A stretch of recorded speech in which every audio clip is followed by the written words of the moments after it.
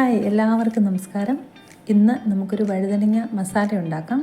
വഴുതനങ്ങ മസാലയെന്നോ വഴുതനങ്ങ ഫ്രൈ എന്നോ ഒക്കെ പറയാം. അതിനായിട്ട് ഒരു പാൻ ചൂടാക്കി അതിലേക്ക് 1 ടേബിൾ സ്പൂൺ എണ്ണ ഒഴിച്ചു.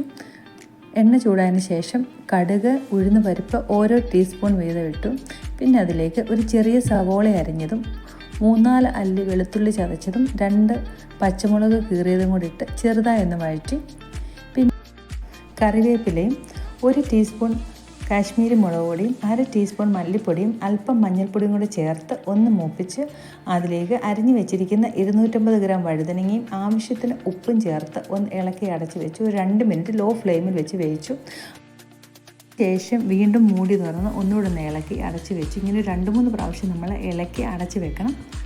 ചില്ലി ഫ്ലേക്സും കൊറിയാണ്ടർ ലീവ്സും കൂടെ ഇട്ട് ഒന്ന് അലങ്കരിക്കുക. ഫൈനലി നമ്മുടെ ഡിഷ് റെഡി ആയിട്ടുണ്ട്.